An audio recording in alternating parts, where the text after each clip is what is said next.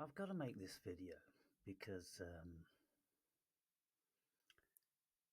I don't think anyone really um, who hasn't really had a very deep and profound spiritual awakening has the foggiest what a spiritual awakening is. And I don't know, it's always bewildering for me because it's like I'm always the only one on the whole planet, seemingly, that has this perspective. Now, look, people, in this book, or this book, right, they tell the story of my spiritual awakening. And if compassion, the word, has been written by me in that book, then it most certainly isn't in the context that most people would use it in. Because compassion isn't a word in my vocabulary. It's not a word that sits well with me. It's not a word that I utilize. It's not a word that I agree with. It's not a word that I give any credence or respect to. I think it's a non word. I think it's misguiding, deceptive, and if anything, compassion is an evil. And lots of people will be up in arms about that. But I'm a pragmatic person and I would never offer a person my compassion because my compassion is worth nothing. I would offer them my hand.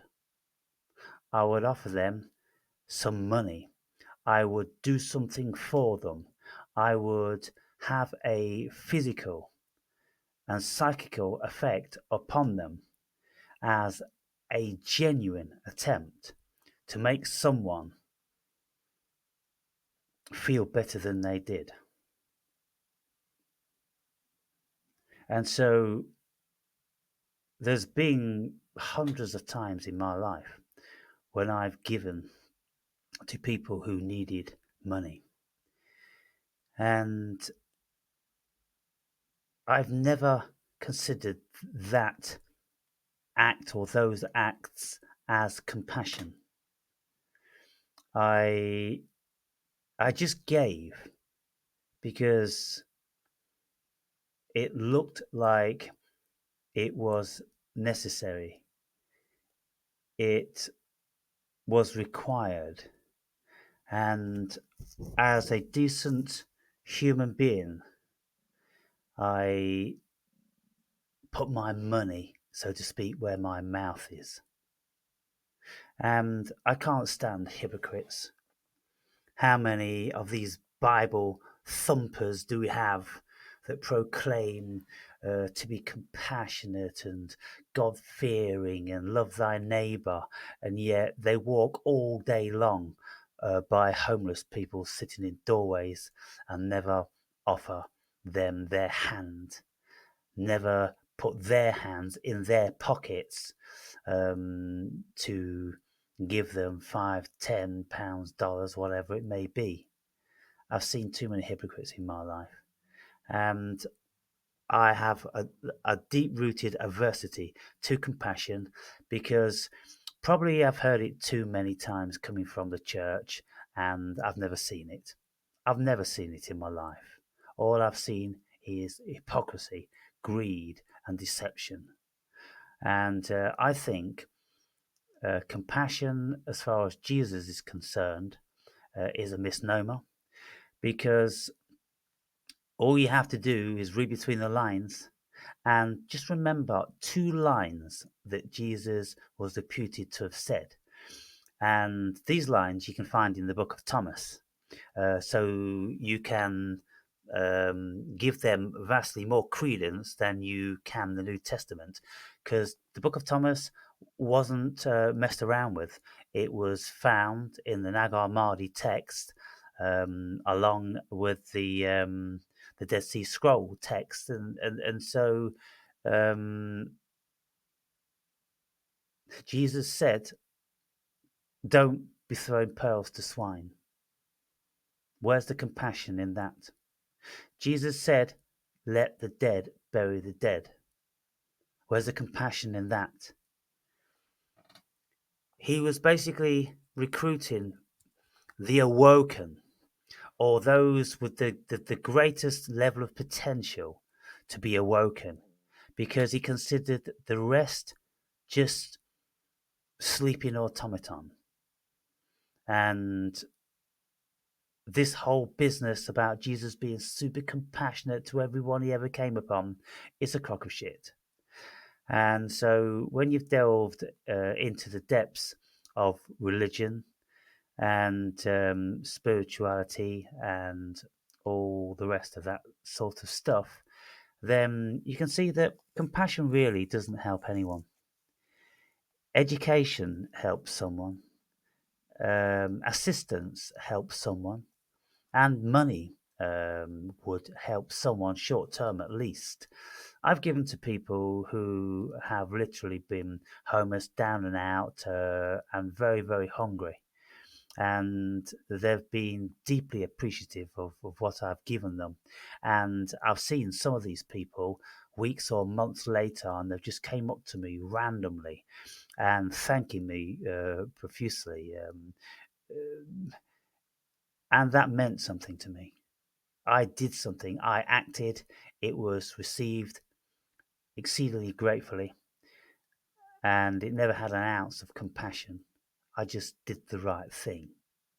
I saw people which needed help, and so I just did the right thing. I never had a modicum of righteousness within my thoughts that I'm being gracious and, look what I'm doing, I'm giving to these people. No, I've just done it, and that's what I've done throughout my whole life. And I can't help thinking that because I've been that sort of a person, then I've always been looked after. There's been an agency which has always looked over me and protected me from the greatest of sufferings. Albeit I've had some very profound sufferings, but nothing lasting, nothing um, completely destructive and debilitating. They've always been stepping stones onto greater things, which is the nature of a spiritual awakening. Now, I'm speaking to my therapist and psychiatrist about the spiritual awakening. And these people, they've got no idea. The average man in the street has got no idea. I would think 99.9% of people that write about the spiritual awakening haven't got a clue what they're talking about. And doubtless I could float around on Google for hours and hours and hours, and I would come upon the same old crap time and time again. And I just done it 3 times consecutively, and the same old nonsense is being spouted, and I'm absolutely um, opposed to what is said. Now, I'm going to read you a few lines of this stuff, and I'm going to explain to you why I think it's a load of bollocks. A spiritual awakening is a profound shift in consciousness that involves an expansion of awareness, empathy, and a re-evaluation of one's worldview. Okay, so far. It can lead to a deeper sense of inner peace, purpose, and connection to others and the universe. Okay, so far. Albeit a deeper sense of connection to others. Well, what others? The spiritually enlightened, yes. It can lead you into a deep rooted connection to those. But anyone who hasn't had this spiritual awakening or enlightenment, it puts such a divide between you that you don't even recognize other people as being human anymore, to be fair, people. And this is why I've maintained that I've felt like an alien for so long. This process can be triggered by life changing events and often involves questioning previous beliefs and priorities. Now, significant to notice that it doesn't say that invariably a real, true spiritual awakening is triggered by trauma, because that most certainly is the case. That's why these people don't know what they're speaking about. So, key aspects of spiritual awakening. Now, you see, the clue, people, is in the actual title, spiritual awakening, and yet it's never mentioned. The spiritual aspect is never mentioned. The only thing that's banged on about is the human experience and not the spirit. The whole thing about the spiritual awakening is that we wake up to spirit. We wake up to what we really are. And we're not the fucking ego. And we're not the body. We are spirit. We are consciousness. That is what we are. All the rest of it's just fancy inventions and trimmings of a dream of being a human avatar. Now, heightened awareness. Now, that's what I'm always speaking about, a very, very heightened awareness. There is an increased sense of being present and being more attuned to one's own thoughts, emotions, and surroundings. Deepened empathy and compassion. Okay, this is where it starts to go downhill for me. Deepened empathy and compassion. No, well, look, here's the thing, people. When you become spiritually awakened, there is an instant divide between you and everyone else who isn't spiritually awakened. And so, how can you have empathy for people that you feel very, very different from? And you look upon them with all their flaws and their ignorance and their automated responses to everything and their programs and their hypnosis. No, there's no empathy there at all. There's only a divide and a haughtiness. And I know this absolutely to be true because it's as clear as day. With all the spiritual hierarchical systems. They don't have this empathy and compassion that they proclaim. That's just a ruse. That's just a con for the idiot in the street to believe, so they can deceive them and part them from their money. And so they'll tell the idiots in the street what they think they want to hear, and then the fool and his money are easily parted. An individual may feel a stronger, more intense connection to other living beings. Animals, yes. Absolutely. Animals, yes. Plants, yes. The whole world, yes. Humans, no. Experiencing greater empathy and compassion for them.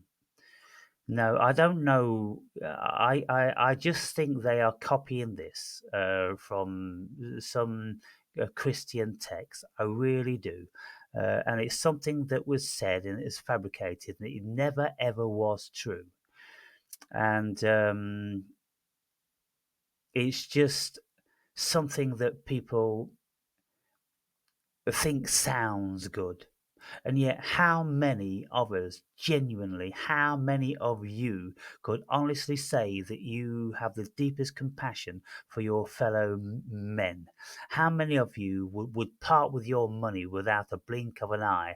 How many of you would not go to work or would not do something that you intended to do because you considered that somebody needed your help? Or let's go round to see Mrs. Jones and see if I can go and get her shopping because I've heard she's had a fall recently. How many of you do anything like that? Not a single one of you. Don't even mention it in the comments because I swear it's all bullshit. Compassion, real compassion, is completely an utter outside of your self-serving, and I just don't consider that there's any person on the planet that would take that perspective.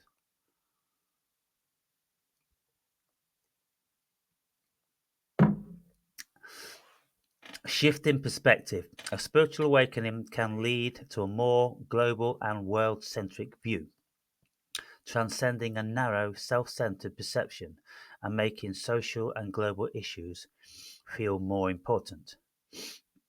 Okay, so you see things from a bigger perspective, and it's not just about what you want. It's not just about what you want your politicians to do. It's not just about what you want to happen outside in your street, in your town, and in your country, and in your borders, and yours. You know, you may have heard me speak to people and speak about these sort of things with AI, and you'll never hear me speak um, colonially. You'll never hear me speak um, as if I belong to any particular nation. I don't believe in nations. I don't believe in borders. They're all a fabrication. Um, if I look at the world from a rational, pragmatic vantage, then you may have heard me speaking to Andre, and I was saying, well, it's high time that the poorer nations of the world should start to get some of the benefits of the richer nations, and ultimately it should all be even. And so America should no longer, absolutely, completely, and utterly not be the richest country on the planet. It should be very, very mediocre and no richer or poorer than any other nation. If people are really compassionate, if people are really Christian, if people are really human centered and feel as if they are decent people, then you cannot live in a democratic, capitalistic world. You can only look at the world from a socialistic perspective, a communism, a communistic perspective where everybody is drinking out of the same cup and everybody is sleeping in the same metaphorical bed, where no man or woman has more or less than anybody else. When that happens, then the human being will be in equal standing. Until that happens, compassion is just a word that people say. Maybe when they're dropping a very, very small denomination into the coffers of the church. And just like Jesus says, truly I say unto you, this little old lady that you're scoffing at, who put a couple of denarii into the church basket, she gave more than any of you Pharisees, dropping your silver coins in, because you gave from your plenty and she gave from nothing. And this is the hypocrisy of the world, people. Sense of purpose. One's values and priorities may change, absolutely, leading to a greater sense of purpose and meaning in life. Well, I mean, I don't know. I would say that it doesn't lead to a greater sense of purpose. The purpose becomes more and more bewildering. Who could ever say that they have found purpose? No one will ever tell you that. The most enlightened being will never tell you that there's a purpose. They'll go, just is what it is. There's existence and that's it, and nobody could ever state that there's any purpose, rhyme, or reason to it, because if you do, it's just human projection and fantasy. Who are you to know the ways of the cosmos? Inner transformation. It is the process of personal growth that can bring about a sense of inner peace, wisdom, and feeling of being more whole. Well, again, these are all semantics, being more whole. As opposed to what? As opposed to feeling empty or half. What is it that makes you feel whole? That you are everything? Are you? Is it because you feel that you are the cosmos? Well, okay. Well, I think it could have expressed that in a little bit more detail, a little bit more directly. But you see, this is just for the normies. They can't grasp the full magnitude of what this means. And so they just write some bollocks like that. And, there's a little bit here and there where they're pointing in the right direction. But the most of it's just superficial nonsense because when someone becomes spiritually awoken, well, it's a visceral thing. It's a conscious thing, and you instantly know what it is, and you instantly feel what it is. And so words don't mean anything. Now I've chosen another one just randomly. I just clicked on this, and let's have a look from the top. What did it say? Enlightenment can occur outside spiritual traditions and be studied psychologically. Well, that's not spiritual enlightenment. If it's outside of spiritual traditions, enlightenment can mean many things, people. But spiritual enlightenment is spiritual enlightenment. It means you have been enlightened to that which you really are ultimately, which is pure consciousness, which is another word for spirit. You see, we can't find our spirit. We speak of spirit, but how could you ever say that you felt spirit? You can't feel spirit because spirit isn't a corporeal thing. Um, you can feel the body, you can feel your heartbeat, you can feel the blood maybe pumping through your veins and this, that, and the other. You can't feel spirit. You may imagine that you can, but you can't. You can have awareness of it. That's the thing. You can have a conscious awareness of it. And you do this when you close the whole ego mind down until there's nothing there except the isness. And then that's what that spirit is. That's what the awareness is. That's what you really are. So call it spirit, call it consciousness, call it God, um, call it you.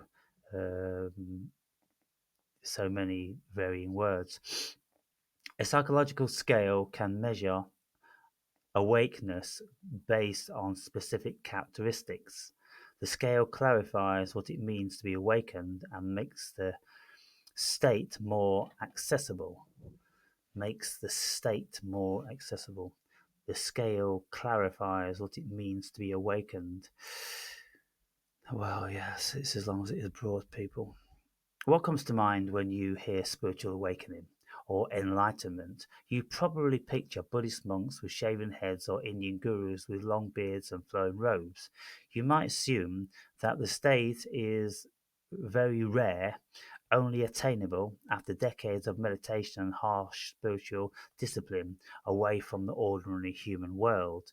Well, that's most certainly one way to go about it. Awakening is much more common than you might think. It doesn't just happen to monks and mystics, but to seemingly ordinary people amid everyday life. Even those who don't know anything about traditional spirituality, it can also be investigated from a psychological perspective. Yes, the spontaneous spiritual awakening, they just come about, and millions of people have those.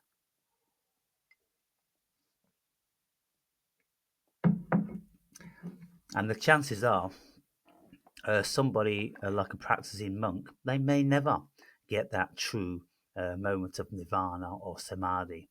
Doesn't matter all the meditation that they do and all their hermiting away and all the rest of it. If it's going to happen, it just happens. But there's something to be said for putting yourself in a ballpark. So if you put yourself in a monastery and you're doing all those things, then at least you're in the ballpark, and the potential is there, but it's not a dead cert. The second domain is an intensification of subjective awareness. We become aware of a new depth and richness within our own being. We travel deeper into ourselves, becoming aware of potentials and energies we didn't sense before. I concur. Thirdly, spiritual awakening is an expansion of intersubjective awareness. This refers to our connection with other human beings, living beings, and the natural world. In a spiritual awakening, we gain more intense connection. No, absolutely not the case. All stories I've heard of people being spiritually awoken, they instantly sever every single relationship that they've ever had. They need to be absolutely alone, and they go inside, and their ego implodes, and then they'll end up in the dark night of the soul, and this, that, and the other. And you never come out to this big, more intense connections with human beings. No, I'm pretty sure that you remain forever the skeptic because you just don't believe in them anymore. You don't believe in their ego bullshit. Unless a person has become spiritually awoken or enlightened, then you don't trust their integrity. And so there is no deep, intense connection. It's complete nonsense. You'll see all this fakeness. You'll see these people. Oh, I love being with you. Oh, I love listening to you. And they put their hands on the heart and they've got all these faces. Complete bullshit. It's just acting, people. It's just acting. I don't believe a single word of it. They just so desperately want to be spiritually awoken. It's this new age bullshit. Don't believe in it, people. We feel an intense sense of empathy and an intense sense of compassion for others. Absolutely not. I've never listened to anybody who's had those fucking symptoms. No. And I've read the best of the best. I've never heard that to be so. This is why awakening is associated with compassion and altruism. Uh, well, I mean, the compassion and altruism is so far away from my state of consciousness, as you are well aware. And so, why is it that I haven't been cursed with those two concepts? Because I'm telling you now, people, they're a complete curse. We don't need compassion. We just need intention. If you've got intention to help people, that's all you need. And intention is vastly more important, powerful, and meaningful than compassion. Compassion just means, oh, you feel someone's pain, you feel someone's suffering. What does that do? It doesn't feed them, it doesn't comfort them, it doesn't give them anything. It just throws a fucking pity party. Well, I'm not into pity parties, people. I'm into action, and that's what I've done all my life, and that's what I'm doing now with my videos. You'll never hear me mentioning how I feel compassionate to all you fucking muppets and muggles out there who will never ever awaken. You're not getting that from me because it's meaningless. It's just nonsense. And the point is, if you haven't spiritually awoken, then your life is meaningless.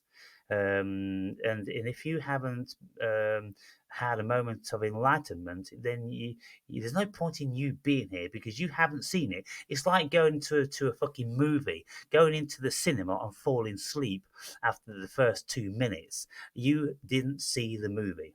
And if you've come to planet Earth and you haven't spiritually awoken or become spiritually enlightened, you've wasted your fucking entrance fee. We transcend the narrow egocentric perception in which our ambitions and personal interests are paramount. We attend a world centric awareness in which social and global issues are as important or more important than personal issues. We no longer identify with particular nation or religion or ethnic groups. If we have any sense of identity, it is just with the human race as a whole. We feel a kinship with all other human beings despite differences in nationality, appearance, and ethnicity. Truly, where have you ever seen that? Could you give me an instantiation of where you have truly seen that? I've never truly seen it anywhere. And all this nonsense and bullshit and claptrap which comes out of the Catholic Church or any other church, I've never seen these um, attributes of compassion and oneness and humanity and philanthropy and all this. Because look, let me just tell you this, people: the Catholic Church as an institution is the wealthiest landowner on the fucking planet. It's an exceedingly wealthy institution with very, very powerful people. And they've got all this business in the Vatican City and all the jewels and gems and riches and this and the other. And yet there's people freezing to death every single night in doorways and starving to death and dying of thirst in countries all over the world. No, I'm not buying a single bit of it. It's complete and utter bullshit. If you want to see true fucking evidence of it, then all the money will be spent until every single last penny, dollar, and fucking denarius is spent. It will be spent bringing a better standard of living to people's lives. And then when all the money's gone, then all the money's gone. The church ain't worth a fucking wank. It's just a bullshit institution for bullshit people who want to fantasize about them being God fearing and above everybody else when they're absolutely not. They're below everybody else because they're in a self perpetuating delusion. If you are a true Catholic and if you, like Russell Brand, Jesus, Jesus, Jesus, Jesus, Jesus, then give your money all to charity. That's what I would do. Move out of your big house and sell your big car and all the rest of that stuff. Just give it all away and just have a humble little office and just do the right thing, like Jesus was doing, walking around in rags. He never had big cars, big houses, or anything like that, did he? He was a true evangelist for the spiritual movement. But all spiritual traditions explore the same domains of higher human experience. You could compare traditions of walkers or climbers in different locations in a landscape. Since they all have different vantage points, they encounter different aspects of the landscape and describe it in slightly different ways. However, exploring the landscape outside the context of spiritual traditions is also possible. It can be explored and described in more neutral psychological terms, where you just talk about doing the right thing, don't you? Helping people and putting your money where your mouth is, and that's what you do.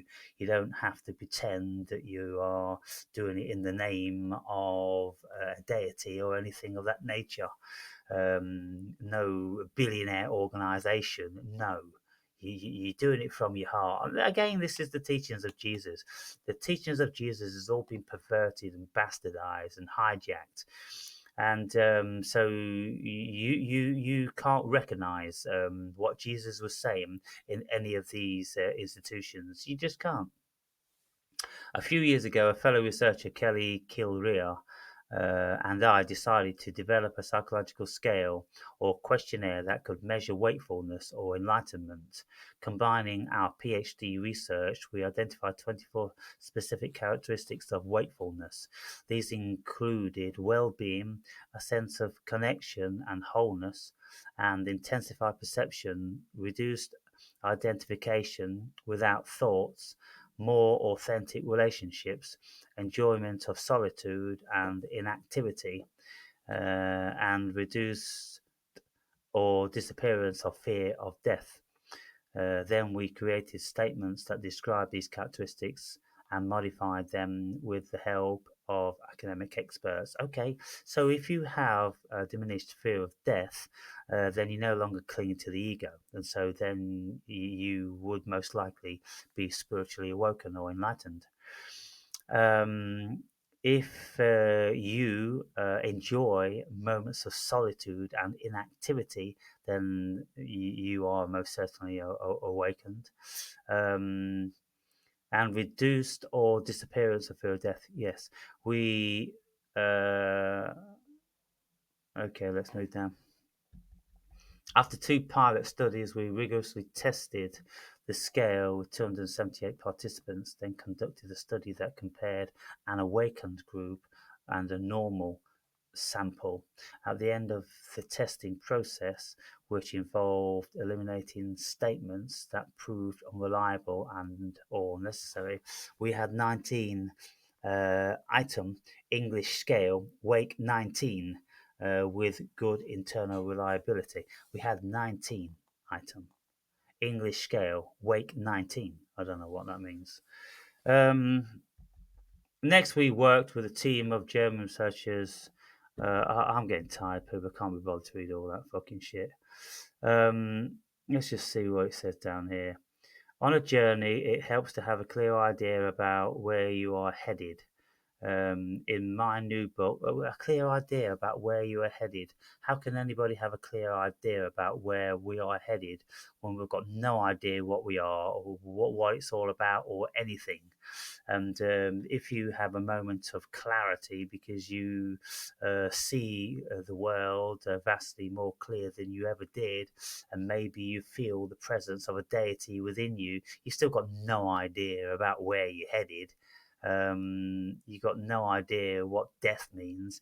You got no idea about anything. It's just nonsense. And so people that want to create fluffy worlds, they want to create heavens and all that different sort of nonsense. When the fact of it is, we are no closer in knowing anything now than we were 200,000 years ago. The adventure, the adventure, a practical guide to spiritual. Okay, so that's their book. I'm telling you, people, all this bullshit. You can read all this bullshit all fucking day long, and you won't be any the wiser. You'll just be self-deluded.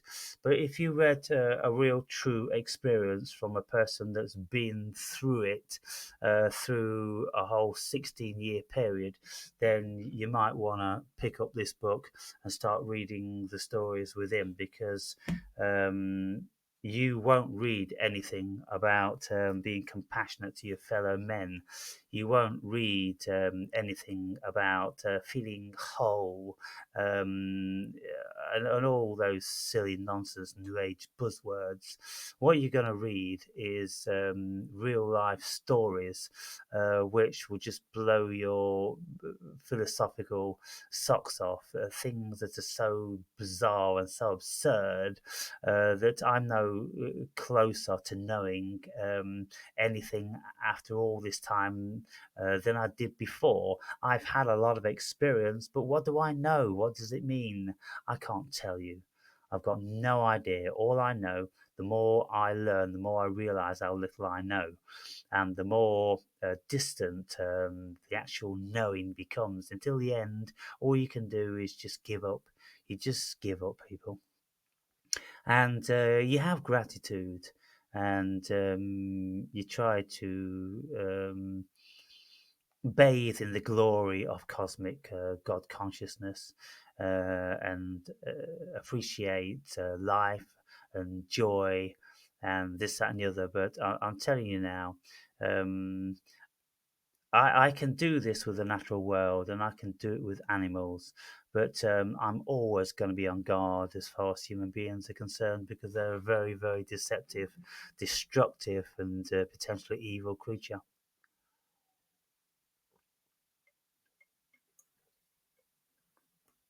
And there's no candy coat in that. All you got to do is just look at relationships and see how embittered they all become in the end. The vast majority of them. See how many business deals go bitter.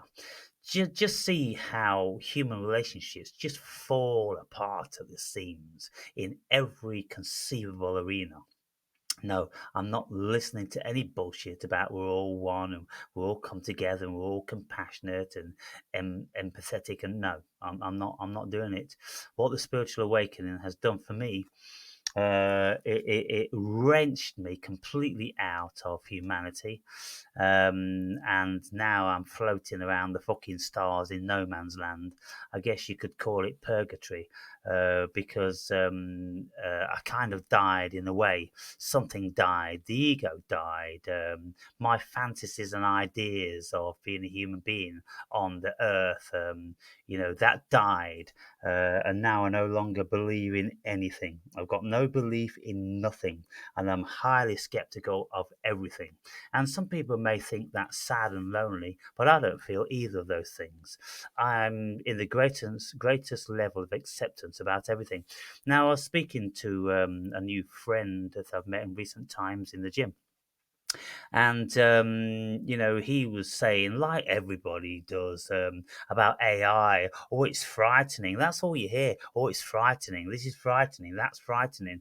Or this fucking Atlas, three eye, that's floating around up there. Oh, it's frightening. What the fuck is frightening about it? I don't feel frightened in the slightest. And if fucking an alien spaceship landed in my fucking garden, I wouldn't feel an ounce of fear or fright. I'd feel great intrigue, and I'd be fucking slipping on my fucking coat just in case it gets a bit chilly in the spaceship. And I'd be like, oh, oh, oh, take me with you. Take me with you. What a fucking incredible opportunity. What the fuck do I want to hang around here for? Please. Afraid of what? Scared of what? And if robots take over, scared of what? If we are 50, 60 years old, fucking scared of what? I don't get it. I can't enter into that mindset and that cognition. Scared of fucking what? And I suppose that's because I am a true enlightened being, because I'm absolutely convinced that there's no death, and spirit is all that there is, and so spirit will continue when the fiction of the human experience ends. And so I haven't scratched the surface, people, of what I want to speak about, and this has already been 45 minutes, so I'll continue.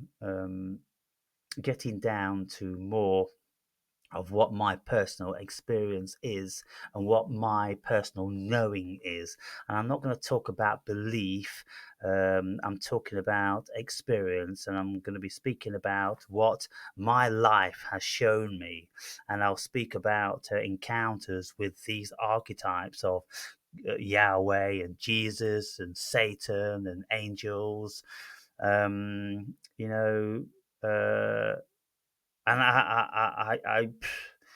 well, I've looked at these things from many, many perspectives. I've looked at them from the religious perspective, from the spiritual perspective, from scientific perspective, from an ontological perspective, from as many perspectives as possibly can.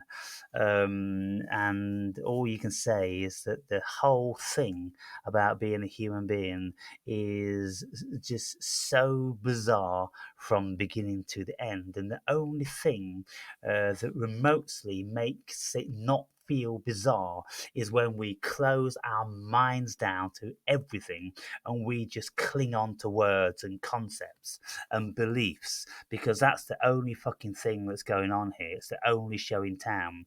The only show in town is words, language, concepts, and beliefs. Because you take those away, there is nothing here. There's absolutely nothing here. And so, for those of you that have been watching my videos sometime, you'd have heard me speak about that too many occasions.